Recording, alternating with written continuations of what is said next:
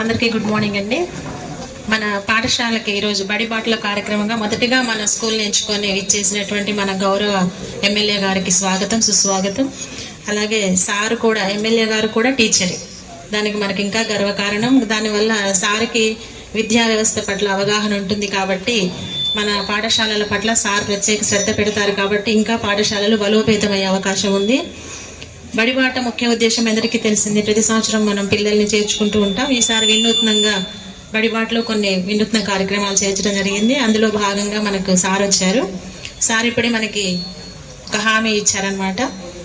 బాగా మీరు పిల్లలకి బాగా చెప్పండి, పిల్లలు బాగా చదువుకుంటే పిల్లలకి నేను సహాయం చేయడానికి ఎక్కడ వెనకాడని చెప్పారు. దానికి మనం ప్రత్యేకమైన ధన్యవాదాలు తెలియజేసుకుందాము. ఇక్కడ ఇంకోటి కూడా చెప్పారు సార్, 10th అయిపోయిన వాళ్ళు మామూలుగా మనం ప్రతి సంవత్సరం పరీక్ష చేసుకుంటాము. అంటే మనం టీసీ ఇచ్చిన తర్వాత ఎక్కడికి వెళ్తున్నావు నాన్న అని అడుగుతాము, వాడికి సలహాలు ఇస్తాము, ఏ గ్రూప్లో చేరాలి, వాట్ నెక్స్ట్ అంటే 10th అయ్యాక ఏమవ్వాలనుకుంటున్నాడో దానికి సంబంధించి ఏ గ్రూప్ తీసుకోవాలో మనము మార్చి ఏప్రిల్లో వాళ్ళకి అవగాహన కల్పిస్తూ ఉంటాం. తర్వాత టీసీకి వచ్చిన తర్వాత ఎక్కడ చేరుతున్నావు నాన్న అని అడుగుతాము, మన నోట్బుక్లో నోట్ చేసుకుంటాం. సార్ ఇప్పుడు ఏం చెప్తున్నారంటే ఒక 5 years వరకు డేటాని మెయింటైన్ చేసేసి ఎవ్రీ 3 monthsకి రివ్యూ చేసుకోండి, నేను కూడా ఇన్వాల్వ్ అవుతాను.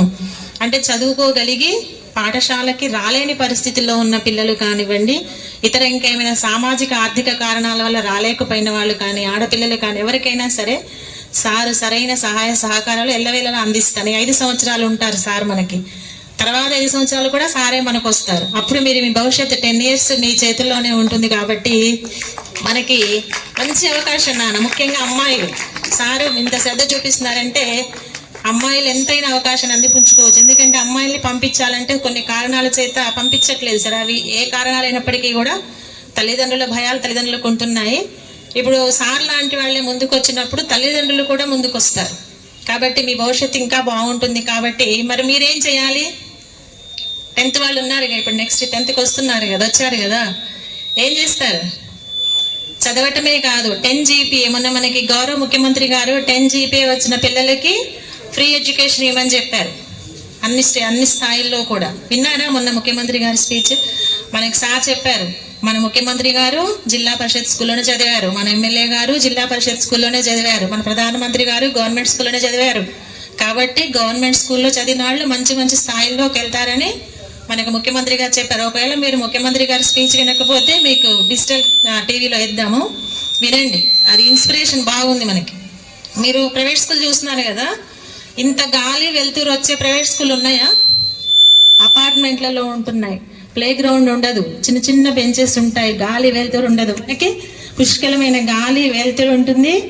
అలాగే మనకి గేమ్స్ పీరియడ్ ఉంటుంది, గ్రౌండ్ ఉంటుంది, మధ్యాహ్న భోజనం, అలాగే మనకి రాగి జావా, గుడ్డు అన్ని అందుతున్నాయి. ఇప్పుడు రాబోయే నెలలో నుంచి మనకి ఉదయం బ్రేక్ఫాస్ట్ ఉంటుంది, ఈవినింగ్ స్నాక్స్ ఉంటాయి. అంటే సెమీ రెసిడెన్షియల్స్. నైట్ భోజనానికి మాత్రమే ఇంటికి వెళ్తారు. ఇప్పటి వరకు రెసిడెన్షియల్ స్కూల్స్ ఉన్నాయి. నా మనసులో ఎప్పటి నుంచో ఉంది, రెసిడెన్షియల్ స్కూల్లో పిల్లల్ని జాయిన్ చేస్తుంటే పేరెంట్స్ వచ్చి టీసీ అడిగితే నేను వాళ్ళతో వాదించేదాన్ని. ఇప్పటి నుంచి పిల్లల్ని హాస్టల్లో పెట్టి ఏం చేస్తారమ్మా, రేపు మీకు వాళ్ళకి మధ్య బంధం ఏముంటుంది అని అనేదాన్ని. నేను ఏదైతే అనుకున్నానో మొన్న ముఖ్యమంత్రి గారి నోట్లో నుంచి నేను అదే విన్నాను. పిల్లల మధ్య బంధం తగ్గిపోతుంది. ఇప్పటి నుంచే 3rd class నుంచి 4th class నుంచే హాస్టల్లో పెడితే ఇబ్బంది అవుతుందని ముఖ్యమంత్రి గారు ఏం చెప్పారంటే, గ్రామ స్థాయి పిల్లలు ఎక్కడికి వెళ్ళనవసరం లేకుండా సెమీ రెసిడెన్షియల్స్ అన్ని ఇక్కడే అందుతాయి. మీకు యూనిఫామ్ ఇక్కడే, బుక్స్ ఇక్కడే, నోట్ బుక్స్ ఇక్కడే, ఉదయం బ్రేక్ఫాస్ట్, మధ్యాహ్నం అన్నం, సాయంత్రం స్నాక్స్, నైట్ భోజనం మాత్రమే మీరు ఇంటికి వెళ్ళి చేస్తారు. దానివల్ల ఏంటంటే మీకు పేరెంట్స్కి మధ్య బాండింగ్ ఏర్పడుతుంది అనమాట. వెళ్ళి మీ అమ్మతో మీ నాన్నతో నైట్ భోజనం చేస్తారు. మరి ఇన్ని ఇస్తున్నప్పుడు మనం ఏమి ఇవ్వాలి? తిరిగి చదువు. అదొక్కటి మనం ఇవ్వాల్సింది. అదొక్కటి తేలికైంది. ఇన్ని ఇవ్వడం కష్టం, కానీ తేలికైంది ఏంటి? చదువు. ఇస్తారా మరి సార్కి? 10 GPA ఎక్కువ తెచ్చుకొని మళ్ళీ మనం సార్ని ఆహ్వానించుకొని సన్మానం చేయించుకోవాలి. మీరు ఇవాళ హైయెస్ట్ వచ్చిన వాళ్ళని పిలిచారు ఇద్దరిని, ఇప్పుడు సార్ సన్మానిస్తారు. దాని ఇన్స్పిరేషన్గా తీసుకొని ఈసారి 10 GPA ఎక్కువ రావాలి. మనకి ఎక్కువ ఉన్నారు సార్, అమ్మాయిలు బాగా చదివే వాళ్ళు ఉన్నారు సార్. ఈసారి సార్కి హామీ ఇస్తారా? 10 GPA తెచ్చుకుంటాం సార్ అని చెప్పండి, గట్టిగా చెప్పండి. ఓకే, తప్పకుండా మనం సారు స్కూల్కి బాగా ఉపయోగపడతారు. సార్కి ఎంతవరకు అంటే అంతవరకనే హామీ ఇచ్చారు. మనమేమి ఇవ్వాలి అంటే development, all round development. Only schools బుక్సే కాకుండా మనకి అన్నింటిలో ఉండాలని చెప్పారు సార్ చెప్పినట్లుగానే సార్ మేము ప్రత్యేకమైన శ్రద్ధ పెడతాము. మేము 100% కష్టపడతాము సార్. ఎంతవరకు రీచ్ అయినా అంతవరకు అయితే శాయశక్తిలో కృషి చేస్తాము. మా స్టాఫ్ కూడా బాగా కోఆపరేటివ్గా ఉంటారు. కాకపోతే వేకెన్సీస్ ఉన్నాయి, అవి కూడా త్వరలో వచ్చేస్తాయి. మనకి ఫుల్ ప్లేడ్జ్గా అన్ని అందబోతున్నాయి. కాబట్టి మనం అందరి తరపున నేను సార్కి హామీ ఇస్తున్నాను సార్. పాఠశాల మీ సలహాలు సంప్రదింపులతోటి పెద్దవాళ్ళు మేము తెలియని నుండి తెలుసుకొని చేసి తప్పకుండా పాఠశాలని అభివృద్ధి చేస్తాను సార్. మన నియోజకవర్గంలో మనదే హైయెస్ట్ స్ట్రెంత్ సార్ ఇక్కడ మన జిల్లా పరిషత్ స్కూల్లో.